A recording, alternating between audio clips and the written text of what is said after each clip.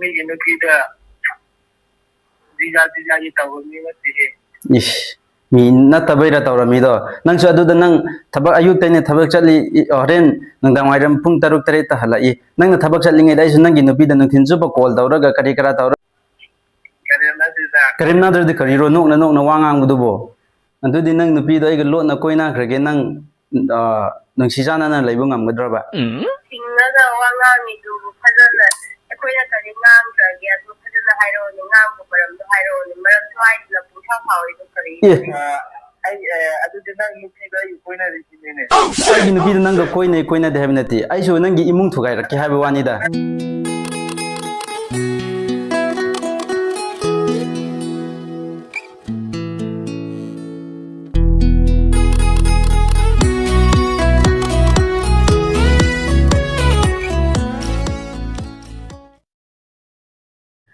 Hi ma'am, ngasigi video si di call prank oina tawrase ado call prank se sina han so ebnina mangadra malodra di khangdra do manabdi tawrake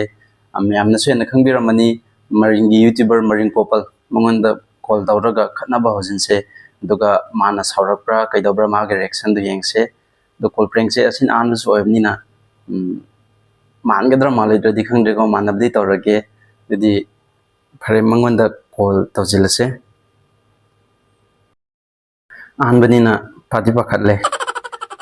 tawrse आपने जिस व्यक्ति को call किया है वो अभी दूसरे कॉल पर व्यस्त है कृपया प्रतीक्षा करें या कुछ समय आप जिस व्यक्ति Hello Hello? Amo Amo bokne. kaja khrabo Ako suba. o Kanaro? kana nang nukhamro Ha? nang di Ano? Ay manupine. o mapung kya dum halakni Pung 7, evening ki pung 7 na suway da yan. o aido ma wari khra sana ning badugi Kana hayo haibra. khanglam gani da ma sunang sulai khanglam gani adugi ai sawning ba ma le badugi sum noida wa mani haining ba kanaro conference thamido Ikene. yargadam to thamone warem to sanasine Sabi wari ro atu karo ne. do atoba mita haning da badugi ne Na ay lupa no wari sa nagi haibro. ma hojik lebro All conference big maka. magi number to ina magi number 1 piro ne o conference pi gu su ye Conference big ka. oi aina pi no ina paira me mem aina jigi Ay lupa yaw se. hello amo Ano? amo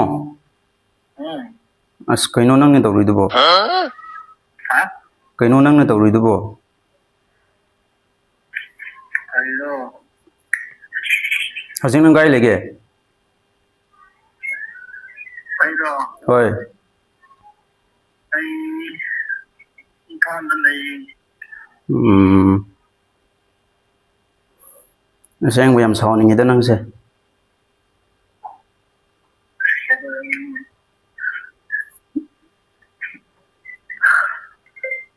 hai phong keng drego hello Tay kaino ta na khumri dubo kumusidi ng tanda. kaino noina mingonda natta bo wayam ngangi dubo Kaya na to ang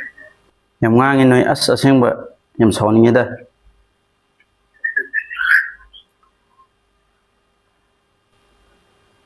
kanino. aina di no se aigi inaugumna khanbani ko duga mingonda wa ngangbado dum si mingonda ngangba yae yade do khra khalaga ngango ꯃꯤꯃꯥꯡꯗ ꯉꯥꯡꯕ ꯌꯥꯕ ꯋꯥ ꯉꯥꯡꯗꯕ ꯌꯥꯗꯕ ꯋꯥ ꯂꯩꯕꯅꯦ ꯑꯗꯨꯒꯨꯝꯕꯗꯣ ꯈꯪꯉꯣ ꯍꯧꯖꯤꯛ ꯅꯣꯏ ꯑꯉꯥꯡꯁꯨ ꯑꯣꯏꯔꯤ ꯅꯌꯨꯝ ꯉꯟꯇꯥ ꯄꯥꯟꯁꯤꯜꯂꯒ ꯑꯗꯨꯃꯥꯏꯅ ꯇꯧꯔꯛꯀꯅꯨ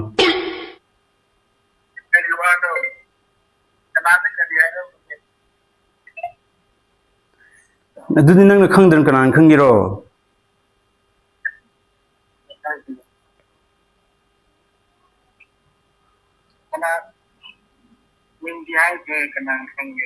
ꯅꯣꯏ ahal laman-singna adumaina ngangona tambibro adumaina ngangona takbibro sawningida singba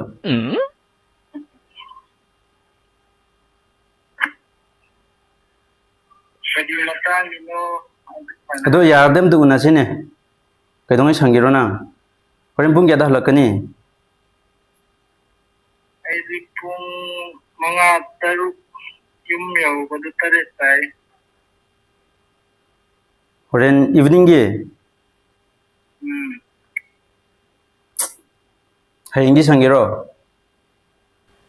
hayingsu sango ꯑꯩꯗꯤ ꯁꯟꯗꯦ ꯅꯠꯇ꯭ꯔꯗꯤ sango loire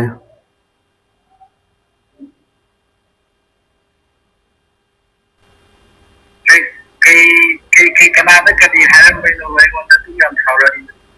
nate saudradi kaino ba noina tawridubo sengba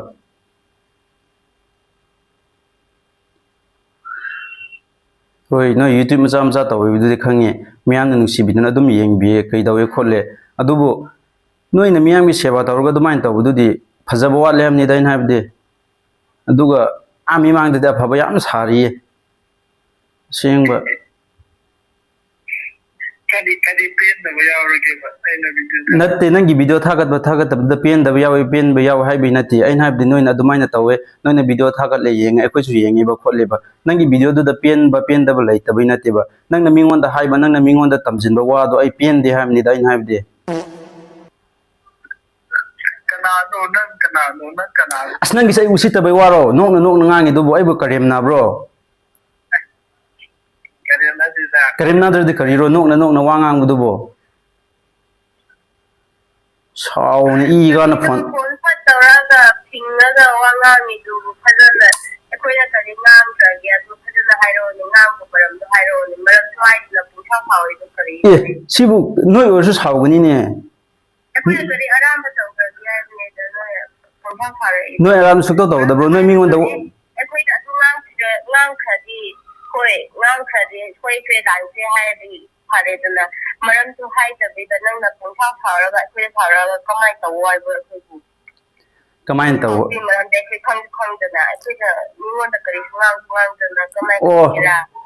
aseng bahar amni na hojik di khangla maroi ne na di mingon da khigat laga tamjil laga kana tamjil lage khina da suma pan thok ta bai khaibu yare nang nupa ngang na ge ari nang na kai khangdana ai ga na adu hairo hairo ne adong mina yam sauna i ga na domain harap kan da khigat laga wa ngang la kono yam sauna mi usita ba yam male khigat hairo karam ba ta kino kadi aina kadi haram dana so adu matang ni hairo ne aina rando di adu yauda begini adu adana tamthokna loire kari chahi pha dringi da nupi thijin gramni na yum panjin gramni na mingon da kari ngangani kari khotkani kari tamgani khangdramni ne sawning asengba oi di ate matan yum palo si matan yum pango ai puna simam ba matan mapuna simlam bagi nganta pan bani ne aduga mingon da khigat laga wa tamji laga mi imung thugai rimni ne nang nangang ni do mi sibi aba wa ne khambra ai khabi wa mingon da mi so ba ba wa ngang di ko di yare ngang de ngon da tamlakiro kana ngang de ngon da hairakiro kana na tamdo kadi ngang apgi no maron do hai se mai khang ish nang itema tungchil da kaisu haide ꯏꯇꯩꯃ ꯇꯨꯡꯁꯤꯜꯗ ꯅꯪ ꯀꯩꯁꯨ ꯍꯥꯏꯗꯦ ꯇꯨꯡꯁꯤꯜ ꯍꯣꯏ ꯀꯅꯥ ꯇꯨꯡꯁꯤꯜꯂꯣ ꯑꯣ ꯑꯁꯦꯡꯕ ꯉꯥꯡꯂꯛꯈ꯭ꯔꯕꯅꯤ ꯑꯃꯨꯛ ꯈꯪꯗ꯭ꯔꯕ ꯏꯇꯩꯃ ꯊꯣꯛꯄ ꯏꯇꯩꯃ ꯇꯨꯡꯁꯤꯜ ꯂꯩꯇꯦꯍꯦ ꯑꯣ ꯅꯪꯅ ꯀꯔꯤ ꯊꯣꯛꯄ꯭ꯔꯗꯤ ꯈꯪꯗꯦ ꯑꯩꯅꯗꯤ ꯏꯇꯩꯃ ꯊꯣꯛꯑꯦ kay ꯂꯝꯗꯒꯤꯔꯣ ꯇꯨꯡꯁꯤꯜꯂꯁꯦ ꯏꯁ ꯅꯪꯁꯦ ꯁꯨꯝ ꯁꯥꯎꯔꯛꯀꯗꯧꯔꯦ ꯁꯥꯎꯔꯅꯤ ꯈꯪꯗꯕꯒꯤ ꯍꯪꯉꯛꯄꯅꯤ ꯈꯪꯂꯝꯃꯔꯣꯏꯅꯦ ꯑꯁꯦꯡꯕ ꯉꯥꯡꯂꯛꯈ꯭ꯔꯕꯅꯤꯅ ꯈꯤꯒꯠꯀꯅꯨꯅꯦ ꯁꯥꯎꯅꯤꯡꯉꯦꯅꯦ ꯁꯥꯎꯔꯁꯨ ꯁꯥꯎꯔꯅꯨ ꯈꯪꯗꯕꯒꯤ ꯑꯩꯗꯤ ꯋꯥ ꯉꯥꯡꯕꯗ ꯑꯗꯨꯝ ꯅꯣꯛꯄꯅꯦ ꯑꯗꯨꯅꯦ ꯃꯤ ꯎꯁꯤꯠꯇꯕ ꯍꯥꯏꯁꯦ ꯑꯗꯨꯅꯦ ꯑꯗꯨꯒꯤ ꯂꯝꯆꯠ ꯁꯥꯖꯠꯅꯅꯦ ꯉꯁꯤ ꯅꯪꯅ ꯃꯤꯉꯣꯟꯗ ꯋꯥ ꯇꯝꯁꯤꯜꯂꯤꯕ ꯃꯤꯉꯣꯟꯗ ꯋꯥ ꯍꯥꯏꯖꯤꯜꯂꯤꯕ ꯃꯤꯒꯤ ꯏꯃꯨꯡ ꯊꯨꯒꯥꯏꯅꯉꯥꯏ ꯍꯣꯠꯅꯔꯤꯕ ꯑꯩꯗꯤ ꯃꯤꯉꯣꯟꯗꯁꯨ ꯃꯤꯒꯤ ꯃꯔꯝꯗ ꯉꯁꯤꯁꯨ ꯁꯥꯕ ꯍꯩꯇꯦ ꯋꯥ ꯉꯥꯡꯕꯁꯨ ꯍꯩꯇꯦ ꯍꯩꯇꯕꯩꯔ ꯃꯤꯉꯣꯟꯗ ꯌꯥꯝꯅ ꯀꯩꯅꯣ ꯇꯧꯁꯤꯜꯂꯝꯃꯤꯗꯣ kadi matang kaina kadi nganguloi nang ato yam sawi ꯁꯥꯎꯗ꯭ꯔꯗꯤ ꯅꯪ ꯑꯩꯁꯨ ꯅꯣꯏꯗ ꯑꯗꯨꯅꯤ ꯑꯗꯥꯅꯤ ꯑꯗ ꯃꯕꯥꯅꯤ ꯑꯗꯨ ꯑꯩꯁꯨ ꯉꯥꯡꯁꯤꯜꯂꯝꯒꯦꯅꯦ ꯅꯇꯩ ꯅꯅꯥꯎ ꯈꯠꯅꯅꯕ ꯅꯪ ꯁꯥꯎꯔꯣꯏꯗ꯭ꯔꯣ ꯅꯪ ꯅꯨꯄꯤꯗꯣ ꯁꯥꯎꯔꯣꯏꯗ꯭ꯔꯣ ꯑꯗꯣ ꯃꯔꯝ ꯆꯥꯗꯅ ꯃꯣꯏꯅ ꯍꯦꯛꯇ ꯁꯥꯎꯕ ꯌꯥꯕ ꯏꯁ ꯃꯔꯝ ꯆꯥꯗꯅ ꯁꯥꯎꯕ ꯌꯥꯕ꯭ꯔꯥ ꯍꯥꯏꯔꯛꯏꯗꯣ ꯆꯨꯝꯕ꯭ꯔꯥ ꯂꯥꯟꯕ꯭ꯔꯥ ꯍꯥꯟꯅ ꯐꯥꯔꯁꯇ ꯑꯗꯨ ꯍꯥꯟꯅ ꯊꯤꯒꯠꯂꯒ ꯁꯥꯎꯐꯝ ꯊꯣꯛꯇ꯭ꯔꯣ ꯏ ꯀꯔꯤ ꯊꯤꯒꯠꯅꯉꯥꯏ ꯀꯔꯤ ꯂꯩꯔꯤꯒꯦ ꯅꯪꯅ ꯉꯥꯡꯕꯅꯤ ꯈꯣꯠꯂꯦ ꯋꯥ ꯂꯣꯏꯅ ꯇꯥꯔ ꯑꯗꯨꯒꯤꯅꯤ ꯑꯩꯅ ꯅꯪꯒꯤ ꯅꯝꯕꯔ ꯂꯧꯔꯒ ꯐꯣꯟ ꯇꯧꯔꯛꯏꯁꯦ ꯑꯁꯤꯗꯒꯤ ꯍꯦꯟꯅ ꯀꯔꯤ ꯊꯤꯒꯠꯂꯣ ꯍꯥꯏꯕ꯭ꯔꯥ ꯑꯁꯤꯗꯒꯤ ꯍꯦꯟꯅ ꯀꯔꯤ ꯉꯥꯡꯂꯣ ꯍꯥꯏꯕ꯭ꯔꯣ ꯅꯝꯕꯔꯅ ꯀꯅꯥꯗ ꯂꯧꯕ꯭ꯔꯣ ꯅꯝꯕꯔ ꯀꯅꯥꯗ ꯂꯧ ꯑꯗꯨꯗꯤ ꯅꯪꯅ ꯍꯪꯐꯝ ꯊꯣꯛꯇꯦ ꯅꯪꯒꯤ ꯅꯝꯕꯔꯕꯨ ꯏꯁ ꯀꯅꯥꯗ ꯂꯧꯏꯔꯣꯏ ꯌꯥꯝ ꯗꯤꯃꯥꯟ ꯁꯥꯕꯩ ꯋꯥꯅꯤꯅꯦ साजती डिमांड साजती आई अति तवियादा तवियादा आई केम साजती डिमांड नोई दौला चमना दुमाई में लई तो नाई जो चमना दुम लई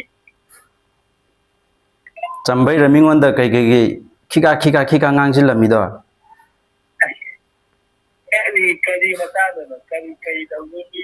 migi mun sugaina migi mun sugaina ai kadi kana ꯑꯗꯨꯗꯤ ꯑꯩꯅ ꯈꯪꯕ꯭ꯔꯣ ꯅꯪꯅ ꯃꯤꯒꯤ ꯏꯃꯨꯡ ꯊꯨꯒꯥꯏꯔꯒ ꯅꯪꯉꯣꯟꯗ ꯀꯔꯤ ꯀꯥꯟꯅꯕ ꯐꯪꯕ꯭ꯔꯥ ꯐꯪꯗꯕ꯭ꯔꯥ ꯑꯩꯅ ꯈꯪꯕ꯭ꯔꯣ ꯅꯪꯅ ꯊꯨꯒꯥꯏꯔꯝꯕꯒꯤ ꯅꯪꯅ ꯊꯨꯒꯥꯏꯒꯦꯅ ꯍꯣꯠꯅꯔꯝꯕꯒꯤ ꯍꯥꯏꯕꯤꯕ ꯋꯥꯅꯤ ꯑꯩꯗꯤ ꯁꯣꯝꯗ ꯏꯃꯨꯡꯗꯤ ꯂꯣꯏꯔꯦꯅꯦ ꯍꯥ ꯑꯗꯣ ꯃꯤꯒꯤ ꯏꯃꯨꯡ ꯊꯨꯒꯥꯏꯅꯕ ꯍꯣꯠꯅꯔꯒ ꯑꯩꯒꯤ ꯀꯔꯤ ꯐꯪꯗꯅꯕ ꯑꯩꯅ ꯃꯤꯒꯤ ꯏꯃꯨꯡꯗꯣ ꯌꯦꯡꯁꯜꯂꯨꯏꯗꯣ ꯀꯩ ꯂꯩꯕꯒꯤꯅꯣꯕ ꯑꯩꯅ ꯃꯤꯒꯤ ꯏꯃꯨꯡ ꯌꯦꯡꯁꯜꯂꯨꯏꯗꯣ ꯑꯗꯨꯕꯨ ꯑꯩꯅ ꯈꯪꯕ꯭ꯔꯣ ꯅꯪꯅ ꯊꯨꯒꯥꯏꯒꯦꯅ ꯊꯨꯒꯥꯏꯔꯝꯃꯒ ꯑꯩꯅ ꯈꯪꯕ꯭ꯔꯣ ꯅꯪꯒꯤ ꯀꯥꯟꯅꯕꯗꯣ ꯑꯩꯅ ꯈꯪꯒꯤꯔꯣ ꯀꯥꯟꯅꯕꯗꯣ ꯂꯩꯔꯗꯤ ꯑꯩꯁꯨ ꯃꯤꯒꯤ ꯏꯃꯨꯡ ꯊꯨꯒꯥꯏꯒꯦꯅ ꯍꯥꯏꯕꯤꯌꯨꯅꯦ ꯑꯩꯉꯣꯟꯗꯁꯨ ꯀꯔꯤ ꯀꯥꯟꯅꯕ꯭ꯔꯕ ꯅꯪꯉꯣꯟꯗ ꯀꯔꯤ ꯐꯪꯕ꯭ꯔꯕ ꯑꯩꯉꯣꯟꯗꯁꯨ ꯍꯥꯏꯕꯤꯕ ꯑꯩꯁꯨ ꯊꯨꯒꯥꯏꯒꯦꯅꯦ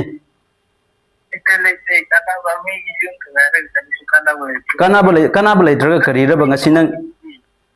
ꯀꯥꯟꯅꯕ ꯂꯩꯇ꯭ꯔꯒ ꯀꯔꯤꯔꯕ ꯉꯁꯤ ꯅꯪꯅ ꯑꯩꯉꯣꯟꯗ ꯑꯩꯒꯤ ꯏꯃꯨꯡꯗ ꯇꯧꯁꯤꯜꯂꯝꯃꯤꯁꯤꯕꯣ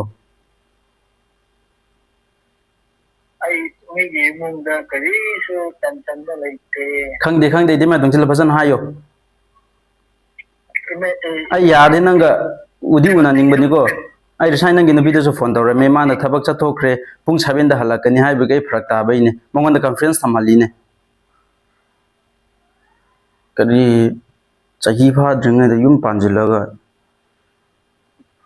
ꯍꯣꯏꯅꯦ ꯆꯍꯤ ꯐꯥꯗ꯭ꯔꯤ ꯑꯩꯅ ꯆꯍꯤ ꯐꯥꯗꯅ ꯌꯨꯝ ꯄꯥꯜꯂꯒ ꯀꯩꯒꯤꯅꯣ ꯑꯗꯨꯛ ꯌꯥꯝꯅ ꯁꯥꯎꯔꯤꯗꯨ ꯀꯅꯥꯅ ꯁꯥꯎꯔꯣꯏꯗꯣꯏꯅꯣ ꯅꯣꯏꯅ ꯃꯤꯉꯣꯟꯗ ꯉꯥꯡꯕ ꯌꯥꯕ ꯋꯥ ꯉꯥꯡꯗꯕ ꯌꯥꯗꯕ ꯋꯥ ꯈꯥꯏꯗꯅ ꯃꯤꯉꯣꯟꯗ ꯉꯥꯡꯕ ꯌꯥꯏꯅ ꯅꯆꯤꯟꯗꯣ ꯁꯔꯨ ꯄꯥꯟꯗꯦꯅ ꯅꯔꯩꯗꯣ ꯁꯔꯨ ꯄꯥꯟꯗꯦꯅ ꯃꯤꯉꯣꯟꯗ ꯄꯪꯉꯥꯡ ꯉꯥꯡꯉꯒ ꯑꯁꯦꯡꯕ ꯑꯩꯅ ꯌꯨꯝ ꯄꯥꯜꯂꯁꯨ ꯃꯤꯒꯤ ꯁꯣꯛꯅꯕ ꯋꯥ ꯀꯩꯝ ꯉꯥꯡꯗꯦ ꯍꯧꯖꯤꯛꯐꯥꯎꯕꯀꯣ ꯉꯥꯡꯗꯕꯩꯔ ꯉꯁꯤ ꯑꯩꯒꯤ ꯏꯃꯨꯡꯗ ꯊꯣꯛꯂꯤꯗꯣ ꯉꯥꯡꯗꯕꯩꯔ ꯅꯣꯏ ꯏꯃꯨꯡꯗ ꯈꯟꯅ ꯆꯩꯅꯕ ꯊꯣꯛꯑꯒ ꯑꯩꯅꯅꯦ ꯍꯥꯏꯕ ꯌꯥꯒꯗ꯭ꯔꯣ ꯅꯪ ꯄꯥꯎꯗꯤ ꯅꯪꯅ ꯇꯝꯁꯤꯜꯂꯝꯃꯒ ꯅꯪꯅꯅꯤ ꯅꯠꯇ꯭ꯔꯗꯤ ꯃꯤꯅꯅꯤ ꯍꯥꯏꯒꯗ꯭ꯔꯣ ꯄꯥꯎꯗꯣ ꯀꯔꯤ ꯄꯥꯎꯅꯣ ꯍꯪꯉꯤꯗ ꯑꯩꯅ ꯇꯝꯁꯤꯟꯗꯦ ꯅꯪꯒꯤ ꯅꯨꯄꯤ ꯑꯩꯅ ꯈꯪꯅꯕꯁꯨ ꯅꯠꯇꯦ ꯅꯣꯏꯒꯤ ꯏꯃꯨꯡ ꯑꯩ ꯈꯪꯕꯁꯨ ꯅꯠꯇꯦ ꯀꯔꯤ ꯀꯅꯥꯅꯣ ꯍꯥꯏꯕꯁꯨ ꯈꯪꯗꯦ ꯍꯣꯏ ꯍꯧꯖꯤꯛ ꯄꯥꯎꯗꯣ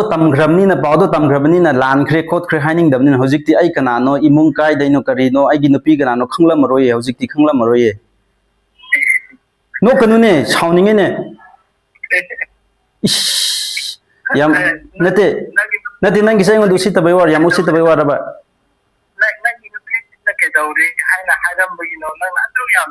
사우드라디, 아이 순난 기 누비다 가이가이노 아둠 낭진 게네 타우신 게네 난 사우로이드로. 아이 미기 누비다 디자이 타우니 맞지? 이씨. mi na tabaira tawramido nangsu aduda nang thabak ayuk taine thabak chatli horen nangdang wairam pung taruk tare ta halai nang thabak chatlinge dai su nangi nupi da nang thinju ba call tawraga kari kara tawraga kari kari ngangjil lamgine nang sauraido nang harauna nungaina laigadra ai gi nupi do smain tawre nang harauna nungaina laiba ngamgudro tawgi ne isu ngamgudro ba tawge na khaladi ngamdaba karisu laitamne tawang min ngamdaba karisu laitamne अदुबने वाखल खितंग आइना तौगदौरिबा थबकसे चुमलिब्रा चुमदब्रा फब्रा फदब्रा मिंगोंदा सोकब्रा सोक्तब्रा खितंग ओरसो खनथरगा तौ हायबनि दाइन हायबदि असेंबो वा ओइग्रा चुमबो वा ओइग्रा मिंगोंदा सिंगांग्रदि मिंगोंदा से सोकलकनि से नंगना मिंगोंदा सेंबा ngangaga मिंगोंदा सोकदबा मिगी इमुंग कायगदबा मी सिबि याबो वा ओइरदि ओइदबा ngangaga नमथाक तौरगा मिगी इमुंग मनु मिगी पुंसि कलमने न फत्रो असेंबा aina tawi habi wana taba aina tawi hoi aina taw ai ai to mi hoi bo to kai ko dong ki ba to from ba di ai su aina ngambo ai ni kan mai ngam ka da ba to kadi su ma tong wang khang da nang na ai on thao ai kadi nga wai no soi da na ai soi hai to hai wa da ba ye soi da nang soi hayu hai be wana ti aina habi di ai di soi da di mi on da खांगे नंगी नगुन आइना खांगे अमो नंगसे आइना दि नंगसे इनागुमना खनजमनेगो नोइगे कुमय येंगागा पेनजबने कोइदि येंगजरिबने अदुगा हाइदि अस साउनिंगे द सेंगबा मिमांगदि सोशल मीडिया ददि अफबा सारिबा सोमदा नंगना तौथोरिबा थबक्तुदि याद्रेबा aina adu tawguna hamnida nangi tawfam thokpa nangi thagat pham thokpa nangi seba tawfam thokpa fajana taw hamni den habde na tawfam thokpa da tawge ba nang na thawi do moram do hairo aina kai gumba khoram ba noina keno taw pen da go do ai ai tam thokin ne aina taw da ba ora ge ti noina ngangi wa do ai na du ha thoi ba noina adu ne mi usita bai do mina serious oin ngang lagbu matam da nana da phau happy da mi usita bo kawe khangra natida mi usita gi natida ai keno ma je ba nang na ai to kai gumba aina khate ta mi wanda talam da ai gati ai lale hai ge ko adu natida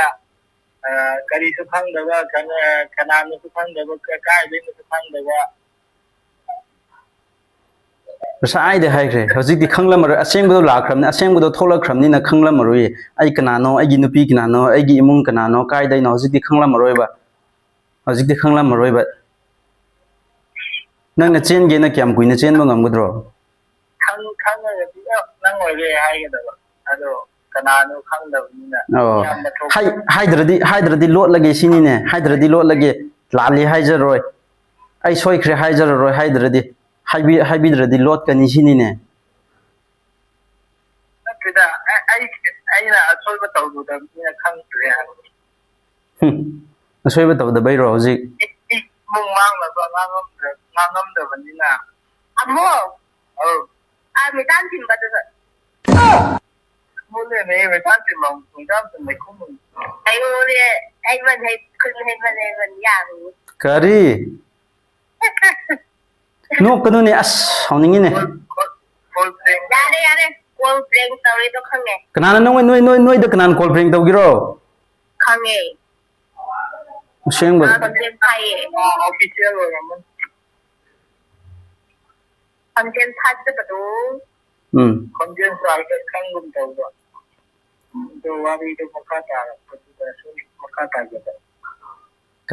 kanage khonjal khange ba noi de ꯃꯦꯗꯥꯝꯁꯤꯡ ꯅꯠꯇ꯭ꯔꯣ ꯑꯩꯉꯣꯟꯗ ꯍꯥꯏꯔꯛꯏꯗꯣ ꯀꯩꯅꯣ ꯑꯩ ꯋꯥꯔꯦ ꯍꯥꯏ ꯍꯥꯏꯕꯗꯤ ꯈꯪꯉꯦꯕꯀꯣ ꯃꯤ ꯃꯁꯛꯇꯤ ꯈꯪꯗ꯭ꯔꯤꯌꯦ ꯃꯣꯏ ꯑꯩꯅ ꯅꯣꯏꯗꯤ ꯈꯥꯏꯒꯗꯧꯔꯤꯕ ꯑꯩ ꯊꯕꯛ ꯂꯩꯇꯕꯩ ꯇꯥꯏꯞꯇ ꯅꯣꯏꯕꯨ ꯈꯥꯏꯒꯗꯧꯔꯤꯕ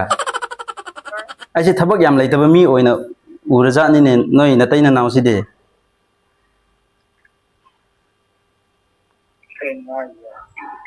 ꯍꯥꯏꯗꯣꯛꯈ꯭ꯔꯁꯤꯀꯣ ꯆꯨꯝꯗ꯭ꯔꯣ ꯑꯩꯁꯦ ꯊꯕꯛ ꯌꯥꯝ ꯂꯩꯇꯕ ꯃꯤꯔꯦꯝꯒꯨꯝꯅ ꯎꯕ꯭ꯔꯕ ꯅꯣꯏꯕꯨ ꯈꯥꯏꯔꯒ ꯃꯤꯉꯣꯟꯗ ꯀꯣꯜ ꯄꯪꯇꯧ ꯇꯧꯔꯒ ꯃꯤꯉꯣꯟꯗ ꯈꯥꯏꯔꯒ ꯑꯗꯨꯃꯥꯏꯅ ꯂꯩꯕ ꯃꯤ ꯑꯣꯏꯅ ꯎꯕ꯭ꯔꯕ ꯑꯩꯁꯦ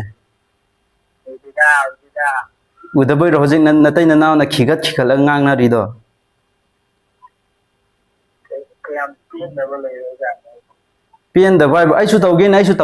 ꯇꯧꯒꯦꯕ ꯑꯗꯨꯗ ꯅꯣꯏ ꯈꯪꯂꯛꯀꯅꯤꯕ ꯑꯗꯨꯗ ꯅꯇꯩ ꯅꯅꯥꯎ ꯈꯠꯅꯗꯅ ꯍꯔꯥꯎꯅ ꯅꯨꯡꯉꯥꯏꯅ ꯂꯩꯔꯗꯤꯀோ ꯍꯣꯏ ꯅꯪꯅ ꯇꯧꯈꯤꯕ ꯊꯕꯛꯄꯨꯗꯤ ꯑꯩ ꯉꯥꯛꯄꯤꯔꯒꯦ ꯅꯪꯅ ꯂꯥꯜꯂꯦ ꯍꯥꯏꯖꯗ꯭ꯔꯁꯨ ꯑꯩ ꯉꯥꯛꯄꯤꯔꯒꯦ ꯑꯗꯣ ꯊꯃꯣꯏ ꯁꯣꯛꯄ ꯊꯕꯛ ꯑꯣꯏꯔꯝꯃꯗꯤ ꯑꯩꯅ ꯂꯥꯜꯂꯦ ꯍꯥꯏꯗꯨꯗꯤ ꯅꯪ ꯑꯗꯨꯃꯥꯏꯅ ꯂꯩꯒꯗ꯭ꯔꯣ ꯑꯩꯅ ꯑꯗꯨꯃꯛ ꯅꯪꯒꯤ ꯏꯃꯨꯡ ꯊꯨꯒꯥꯏꯒꯦ ꯍꯣꯠꯅꯔꯝꯃꯗꯤ ꯅꯪꯅ ꯄꯦꯟꯗꯕ ꯑꯣꯏꯔꯝꯃꯒꯗꯤ ꯅꯪ ꯑꯩꯅ ꯂꯥꯜꯂꯦ ꯍꯥꯏꯕꯁꯨ ꯌꯥꯔꯦ ꯍꯥꯏꯒꯗ꯭ꯔꯥ ꯑꯗꯨ ꯍꯥꯏꯔꯛꯀꯗ꯭ꯔꯣ ꯍꯥꯏꯗ꯭ꯔꯗꯤ ꯀꯩꯅꯣ ꯅꯪꯅ ꯍꯧꯖꯤꯛ ꯂꯥꯜꯂꯦ ꯍꯥꯏꯌꯣ ꯁꯨꯃꯥꯏꯅ ꯇꯧꯋꯤ ꯁꯨꯃꯥꯏꯅ ꯇꯧꯕꯩꯅꯤ ꯑꯗꯨꯃꯥꯏꯅ ꯇꯧꯔꯨꯕꯩꯅꯤ ꯑꯩꯅ ꯑꯗꯨ ꯇꯧꯔꯨꯕꯩꯅꯤ ꯑꯩꯅꯗꯤ ꯀꯩꯁꯨ ꯈꯟꯗꯅ ꯏꯆꯝ ꯆꯝꯅ ꯁꯨꯃꯥꯏꯅ ꯉꯥꯡꯊꯣꯛꯂꯨꯕꯩꯅꯤꯁꯨ ꯍꯥꯏꯗꯦ ꯀꯔꯤ ꯑꯩꯅ ꯍꯥꯏꯗ꯭ꯔꯗꯤ ꯋꯥꯗꯣ ꯂꯣꯠꯂꯒꯦ ꯃꯇꯥꯒꯨꯝ ꯍꯥꯏꯔꯗꯤ ꯂꯥꯜꯂꯦ ꯍꯥꯏꯒꯦ ꯍꯥꯏꯗ꯭ꯔꯗꯤ ꯀꯃꯥꯏꯅ ꯍꯥꯏꯗꯣꯏꯅꯣ ꯑꯗꯨꯒꯨꯝꯕ ꯃꯤ ꯅꯠꯇꯦ ꯑꯗꯨꯅꯤꯒ ꯑꯗꯥꯅꯤꯒ ꯀꯔꯤꯔꯕ ꯑꯩꯁꯨ ꯅꯣꯏꯗ ꯑꯗꯨꯃꯥꯏꯅ ꯇꯧꯒꯦꯅꯦ ꯑꯩꯒꯤ ꯇꯧꯐꯝ ꯊꯣꯛꯄ ꯅꯣꯏ ꯏꯃꯨꯡꯗ ꯑꯩ ꯑꯣꯠꯀꯦꯕ ꯅꯣꯏ ꯅꯨꯡꯉꯥꯏꯒꯗ꯭ꯔꯕ ꯑꯗꯨ ꯑꯁꯦꯡꯕ ꯈꯪꯗꯅꯗꯤ ꯏꯃꯨꯡꯗ ꯀꯔꯤ ꯃꯍꯤ ꯂꯥꯡꯒꯦ ꯈꯪꯗ꯭ꯔꯦꯀꯣ ꯑꯩꯁꯨ ꯀꯔꯤ ꯉꯥꯡꯒꯗ꯭ꯔꯥ ꯈꯪꯗ꯭ꯔꯦ ꯉꯥꯎꯔꯦ ꯂꯩꯔꯗꯤ ꯑꯗꯣ ꯃꯤꯅ ꯀꯩꯒ ꯉꯥꯡꯉꯁꯨ ꯏꯃꯨꯡ ꯃꯅꯨꯡꯅ ꯒ꯭ꯌꯥꯟ ꯇꯥꯅ ꯅꯨꯡꯁꯤ ꯆꯥꯟꯅꯅ ꯂꯩꯕ ꯑꯣꯏꯔꯗꯤ ꯄꯨꯝꯅꯃꯛ ꯀꯥꯎꯊꯣꯛꯄ ꯌꯥꯏꯅ ꯑꯣ ꯁꯦꯡꯗꯣꯛꯅꯕ ꯌꯥꯏꯅ ꯍꯪꯅꯕ ꯌꯥꯏꯅ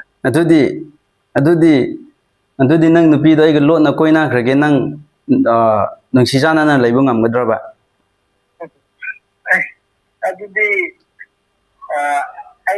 ꯑꯗꯨꯗꯤ ꯅꯪ ꯅꯨꯄꯤꯗꯣ ꯑꯩꯒ ꯀꯣꯏꯅꯔꯤꯁꯤꯅꯤꯅꯦ ꯑꯩꯒꯤ ꯅꯨꯄꯤꯗꯣ ꯅꯪꯒ ꯀꯣꯏꯅꯗꯦ ꯍꯥꯏꯕ ꯅꯠꯇꯦ ꯑꯩꯁꯨ ꯅꯪꯒꯤ ꯏꯃꯨꯡ ꯊꯨꯒꯥꯏꯔꯛꯀꯦ ꯍꯥꯏꯕ ꯋꯥꯅꯤꯗ ꯅꯪꯅ ꯄ꯭ꯔꯃꯥꯟ ꯇꯧꯔꯤꯗꯣ ꯑꯗꯨꯅꯦꯕ ꯄꯔꯃꯥꯟ ꯑꯩꯅ ꯇꯧꯖꯔꯨꯕ ꯄꯔꯃꯥꯟ ꯑꯩꯅ ꯇꯧꯕꯒꯨꯝ ꯅꯪꯅ ꯇꯧꯋꯦ ꯍꯥꯏꯕꯩ ꯅꯠꯇꯦ ꯅꯪꯅ ꯑꯩꯒꯤ ꯏꯃꯨꯡ ꯊꯨꯒꯥꯏꯔꯛꯄꯒꯨꯝꯅ ꯑꯩꯁꯨ ꯅꯪꯒꯤ ꯏꯃꯨꯡ ꯊꯨꯒꯥꯏꯔꯛꯀꯦ ꯅꯪꯒꯤ ꯅꯨꯄꯤꯗꯣ ꯑꯩ ꯀꯣꯏꯔꯛꯀꯦ ꯑꯗꯨꯒ ꯅꯪ ꯅꯨꯡꯁꯤ ꯆꯥꯟꯅꯅ ꯅꯨꯡꯉꯥꯏꯅ ꯂꯩꯕ ꯉꯝꯒꯦꯔꯕ ꯋꯥꯈꯜ ꯃꯥꯟꯅꯅ ꯂꯩꯕ ꯉꯝꯒꯗ꯭ꯔꯕꯅ ꯑꯗꯣ ꯑꯩꯈꯣꯏꯗꯤ ꯉꯟꯅ ꯄꯥꯜꯂꯁꯨ ꯑꯗꯨꯒꯨꯝꯕ ꯃꯤꯅ ꯍꯪꯉꯛꯑꯁꯨ ꯑꯩꯒꯤ ꯅꯨꯄꯤꯅ ꯃꯤꯅ ꯑꯗꯨ ꯇꯧꯔꯛꯑꯁꯨ ꯌꯥꯒꯗꯕ ꯅꯨꯄꯤꯗꯤ ꯅꯠꯇꯦ ꯈꯪꯉꯤꯅꯦ ꯑꯩ ꯈꯪꯉꯦꯕ ꯑꯩ ꯅꯪꯒꯤ ꯅꯨꯄꯤꯁꯨ ꯃꯁꯛ ꯃꯨꯟꯅ ꯈꯪꯉꯦ ꯀꯔꯝꯕ ꯃꯤꯅꯣꯁꯨ ꯈꯪꯉꯦ ꯀꯌꯥꯃꯨꯛ ꯒ꯭ꯌꯥꯟ ꯇꯥꯕ ꯃꯤꯁꯨ ꯈꯪꯉꯦ ꯑꯩꯅ ꯐꯅ ꯍꯥꯏꯔꯁꯨ ꯃꯤ ꯑꯇꯣꯞꯄꯅ ꯐꯅ ꯍꯥꯏꯔꯁꯨ ꯌꯥꯔꯣꯏ ꯍꯥꯏꯕꯁꯨ ꯈꯪꯉꯦꯕ ꯑꯩ ꯈꯪꯉꯦꯕ ꯑꯗꯨꯕꯨ ꯃꯥꯅ ꯌꯥꯗꯅ ꯑꯩ ꯅꯨꯡꯇꯤꯒꯤ ꯀꯣꯜ ꯇꯧꯒꯦꯕ ꯃꯅꯥꯛꯇ ꯑꯗꯨꯝ ꯆꯪꯒꯦꯕ ꯑꯣꯠꯀꯦꯕ ꯍꯣꯏꯅꯦ ꯌꯥꯏꯅꯦ ꯅꯪꯅ ꯄ꯭ꯔꯃꯥꯟ ꯄꯤꯕ ꯑꯩꯁꯨ ꯊꯥꯖꯅꯤꯡꯉꯤ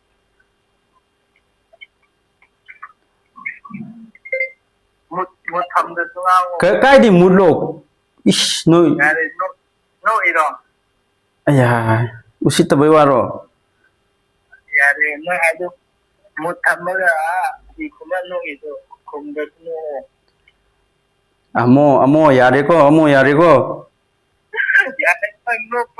ꯅꯣꯛꯄꯒꯤ ꯐꯣꯟꯗꯣ ꯑꯣꯜꯂꯤꯗꯣ ꯈꯪꯉꯦ ꯊꯝꯈ꯭ꯔꯣ ꯁꯥꯎꯕ꯭ꯔꯣ ꯍꯥꯏꯗꯣꯛꯑꯁꯤꯀꯣ ꯅꯠꯇꯦ ꯑꯩꯅ ꯍꯥ ꯁꯥꯎꯗꯦꯗ ꯅꯪ ꯊꯕꯛ ꯁꯨꯕ ꯆꯠꯂꯦ ꯅꯪꯒꯤ ꯊꯕꯛꯇꯤ ꯌꯦꯠꯄ꯭ꯔꯕ ꯑꯩꯅ ꯌꯦꯠꯇꯦꯗ ꯑꯩ ꯁꯣꯝ ꯆꯠꯊꯣꯛꯑꯒ ꯄꯣꯊꯥꯔꯒ ꯂꯩꯔꯝꯕꯗꯣ ꯑꯩꯈꯣꯏ ꯅꯨꯄꯤꯅ ꯐꯣꯟ ꯇꯧꯔꯦ ꯑꯩ ꯍꯪꯉꯦ ꯍꯥꯏꯕꯗ ꯅꯪ ꯅꯨꯄꯤꯗꯤ ꯌꯥꯝ ꯁꯤꯡꯉꯦꯅꯦ ꯑꯗꯣ ꯑꯩ ꯀꯅꯥꯔ ꯈꯪꯕ꯭ꯔꯕ ꯅꯣꯏ ꯃꯦꯆꯥꯟ ꯅꯠꯇ꯭ꯔꯣ ꯃꯦꯆꯥꯟꯁꯤꯡ ꯅꯠꯇ꯭ꯔꯣ ꯀꯥꯏꯗꯩ ꯃꯦꯆꯥꯟꯔꯦ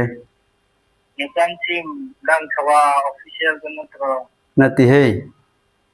ꯃꯥꯅꯦ ꯈꯪꯉꯦ ꯅꯠꯇꯦꯕ ꯀꯅꯥꯅꯣ ꯑꯗꯨꯝ ꯚꯤꯗꯤꯑꯣꯁꯦ ꯊꯥꯒꯠꯄꯗ ꯀꯥꯏꯔꯣꯏꯗꯕ ꯅꯠꯇ꯭ꯔꯣ ꯀꯥꯏꯗꯦꯗ ꯀꯩ ꯀꯥꯏꯒꯦꯔꯣ ꯑꯩꯅꯗꯤ ꯀꯅꯥꯗꯣ ꯍꯥꯏꯔꯝꯕꯗꯨꯅꯣ ꯅꯪꯅꯗꯤ ꯈꯪꯂꯝꯃꯔꯣꯏꯗ ꯑꯩꯅꯗꯤ ꯅꯪꯕꯨ ꯈꯪꯉꯦ ꯍꯥꯏꯗꯤ ꯀꯨꯏꯈ꯭ꯔꯕꯅꯦꯕꯀꯣ ꯑꯩ ꯅꯉꯣꯟꯗ ꯀꯣꯜ ꯇꯧꯒꯦꯅ ꯂꯩꯕꯗ ꯑꯗꯣ ꯑꯩꯗꯤ ꯁꯨꯃꯥꯏꯅ ꯃꯤꯉꯣꯟꯗ ꯄ꯭ꯔꯦꯡꯒꯨꯝꯕ ꯇꯧꯕꯁꯦ ꯁꯨꯛꯇꯧ ꯇꯧꯗ꯭ꯔꯤꯕꯅꯤꯅ ꯑꯗꯨꯝ ꯄꯥꯈꯠꯂꯒ ꯂꯩꯕ ꯑꯗꯨꯒꯤ ꯅꯪ ꯋꯥ ꯉꯥꯡꯕꯗꯣ ꯈꯪꯉꯦ ꯑꯗꯨꯒꯤ ꯉꯁꯤꯗꯤ ꯇꯧꯔꯒꯦꯅ ꯇꯧꯔꯛꯄ ꯅꯪꯉꯣꯟꯗꯒꯤ ꯍꯣꯏ ꯀꯃꯥꯏ ꯍꯥꯡꯕ꯭ꯔꯣ ꯁꯝꯔꯥꯝ ꯒꯥꯏꯁ ꯍꯥꯏꯅ ꯍꯪꯉꯦ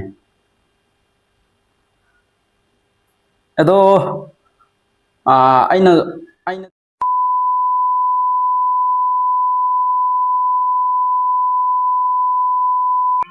23 ꯀꯥꯔꯛꯄ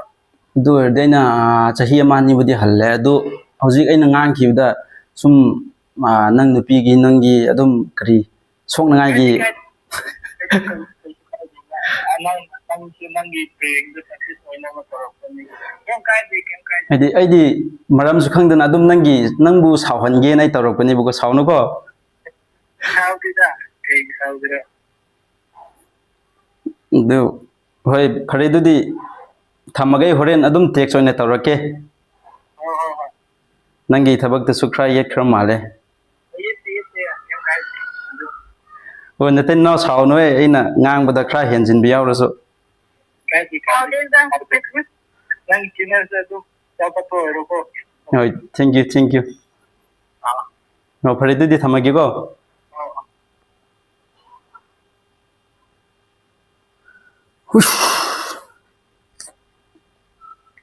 ꯀꯃꯥꯏꯅ ꯍꯥꯏꯁꯤꯔꯥ ꯉꯁꯤꯅ ꯑꯍꯥꯟꯕ ꯑꯣꯏꯕꯅꯤꯅ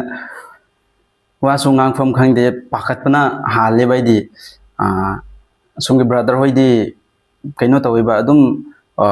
ꯚꯤꯗꯤꯑꯣꯁꯦ ꯃꯣꯏꯗꯤ ꯈꯔ ꯀꯨꯏꯅ ꯅꯝꯂꯛꯈ꯭ꯔꯕꯅꯤꯅ ꯃꯤꯒ ꯀꯃꯥꯏꯅ ꯋꯥ ꯉꯥꯡꯅꯒꯅꯤ ꯑꯗꯨꯒ ꯃꯤꯅ ꯉꯥꯡꯂꯒꯅ ꯀꯃꯥꯏꯅ ꯈꯨꯝꯒꯅꯤ ꯃꯥꯅ ꯉꯥꯡꯉꯤꯁꯦ ꯀꯔꯤꯒꯤꯔ ꯀꯔꯝꯕꯒꯤꯔ ꯍꯥꯏꯕꯗꯣ ꯃꯣꯏꯗꯤ ꯑꯗꯨꯝ ꯈꯪꯕ ꯉꯝꯃꯦꯕ ꯑꯗꯨꯕꯨ ꯑꯩꯗꯤ ꯁꯨꯃꯥꯏꯅ ꯉꯥꯡꯕ ꯈꯣꯠꯄꯁꯦ ꯉꯁꯤꯅ ꯑꯍꯥꯟꯕ ꯑꯣꯏꯕꯅꯤನ ꯃꯣꯏꯒ ꯉꯥꯡꯅꯕ ꯃꯇꯝꯗ ꯏꯁꯥꯁꯦ ꯌꯥꯝ ꯄꯥꯈꯠꯄ ꯐꯥꯎꯋꯦꯕ ꯑꯗꯨꯒꯤ ꯍꯣꯏ ꯚꯤꯗꯤꯑꯣꯁꯦ ꯅꯨꯡꯉꯥꯏꯔꯝꯗꯕꯗꯤ ꯌꯥꯏ ꯑꯗꯨꯕꯨ ꯑꯍꯥꯟꯕꯅꯤ ꯃꯌꯥꯝꯅꯁꯨ ꯁꯄꯣꯔꯠ ꯇꯧꯕꯤꯔꯝꯃꯨ ꯃꯊꯪꯗ ꯁꯤꯗꯒꯤ ꯍꯦꯟꯅ ꯅꯨꯡꯉꯥꯏꯅ ꯁꯤꯗꯒꯤ ꯍꯦꯟꯅ ꯐꯖꯅ ꯇꯧꯕ ꯉꯝꯅꯕꯒꯤ ꯄꯥꯡꯒꯜ ꯊꯧꯅꯥꯁꯨ ꯃꯌꯥꯝꯅ ꯍꯥꯞꯄꯤꯔꯝꯃꯣ ꯉꯝꯕꯁꯨ ꯑꯣꯏꯖꯒꯦ ꯑꯗꯨꯒ ꯚꯤꯗꯤꯑꯣꯁꯤ ngasi ahanba thingnaba ichili nausing oiragadi subscribe tawsinbiramo aduga like nambiramo aduga channel se support tawbiramo haijaraga video se soisida loislage